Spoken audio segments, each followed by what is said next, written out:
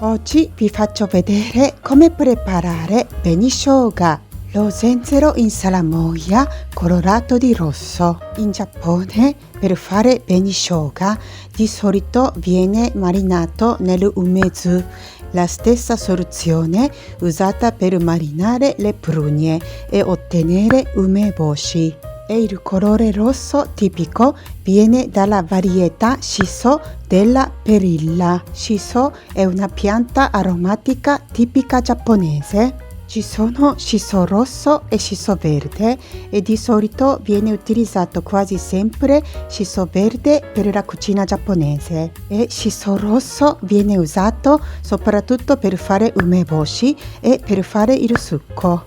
Benishoga viene servito crudo per insaporire diverse pietanze, come il gyudon, che sarebbe una scodella di riso con il manzo e cipolla in umido, i takoyaki, che sarebbero le polpette di polpo, gli yakisoba, che sarebbero gli spaghetti saltati giapponesi, e il tonkotsu ramen, che sarebbe il ramen con il brodo a base di osso di maiale. Avere benishoga non è facile vivendo in Italia perché non è così popolare da essere in commercio come un prodotto simile che si chiama Amazu Shoga, che sarebbe lo zenzero sotto aceto che accompagna il sushi per rinfrescare la bocca.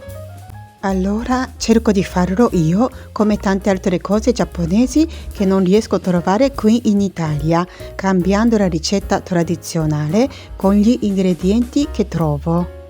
Gli ingredienti sono lo zenzero, il sale, lo zucchero, l'aceto di mela, il colorante rosso naturale da estratto vegetale. Recuperiamo circa 150 g di zenzero utilizzando la parte più grossa della radice.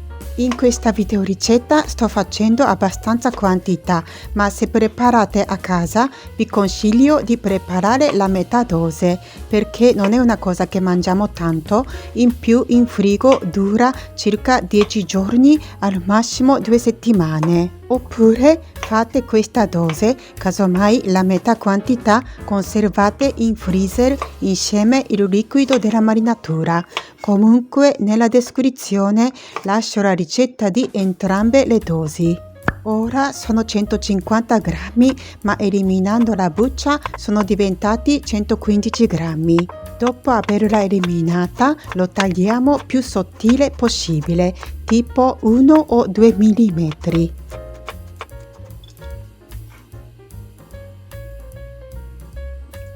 Prepariamo l'acqua bollente non salata e lessiamo lo zenzero per 5 minuti.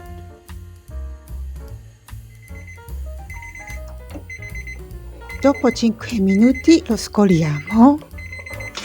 Questo infuso ottenuto, volendo, possiamo utilizzarlo come tisana o come zuppa, ma ha un gusto molto piccante, quindi allungatelo con l'acqua. Prepariamo di nuovo l'acqua bollente non salata e lo lessiamo di nuovo per 5 minuti. Sono passati 5 minuti, lo scoliamo di nuovo.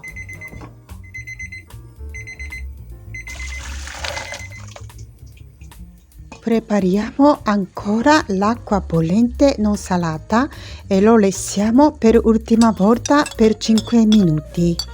Così lessiamo il totale 15 minuti cambiando l'acqua. In Giappone per fare benishoga viene utilizzato lo zenzero proveniente da giovani piante in modo da ottenere una polpa più tenera e meno piccante. Ma per fare benishoga utilizzando lo zenzero che trovo in Italia, che è molto più piccante rispetto allo zenzero che trovo in Giappone, a prescindere dalle piante giovani o non giovani. Ho fatto diverse prove e sono arrivata a questo metodo per farlo assomigliare più possibile allo zenzero del benishoga. Dopo che è sgocciolato bene, lo mettiamo sul piatto e aggiungiamo un cucchiaio di sale. Mescoliamo bene in modo da salare uniformemente ogni pezzo di zenzero. e lasciamo a riposare circa per 10 minuti. Nel frattempo prepariamo la marinatura.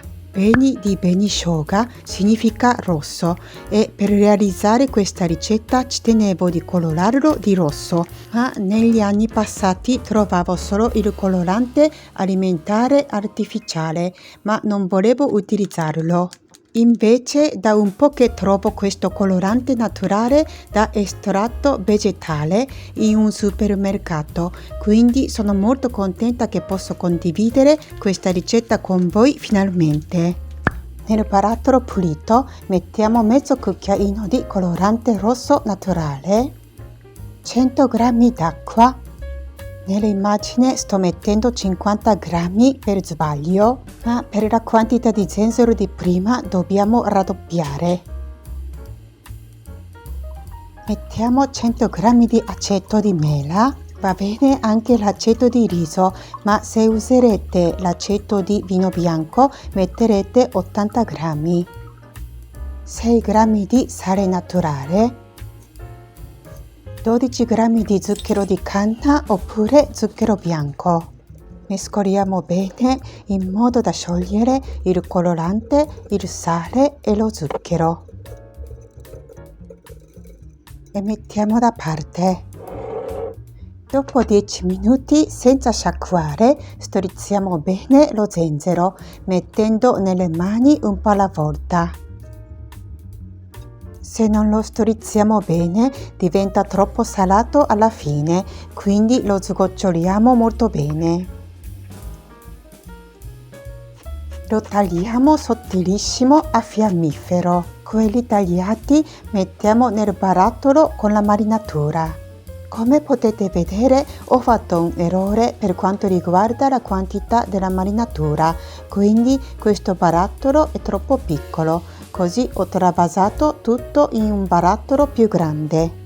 Assicuratevi che lo zenzero sia completamente immerso nella marinatura. Chiudiamo il coperchio e lo mettiamo nel frigo. È pronto per essere mangiato il giorno dopo. Conservandolo nel frigo durerà circa 2 settimane. Sul barattolo ci conviene attaccare la etichetta con la data della preparazione e nella immagine potete vedere il 23 novembre perché questa è una ripresa che ho fatto in quel giorno. Come potete vedere, lo zenzero ha acquistato del colore rosso brillante.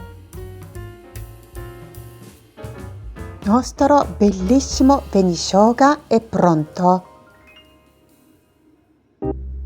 Se volete conservarlo nel freezer, vi consiglio dopo che ha preso del colore rosso. Nel mio caso la metà quantità la metto nel contenitore di plastica insieme alla marinatura e la congelo, così durerà per un mese e la scongelo a temperatura ambiente. In questo periodo io e mio marito facciamo spesso i takoyaki, che sono le polpette di polpo, e aggiunta di tritato di benishoga fa diventare ancora più buoni. Questo video termina qui, se vi è piaciuto potete lasciare un like o un commento per farmi sapere cosa ne pensate e se non volete perdervi i prossimi video potete iscrivervi al mio canale cliccando sul pulsante iscriviti qui sotto. Ci vediamo presto con la prossima video ricetta. Ciao a tutti!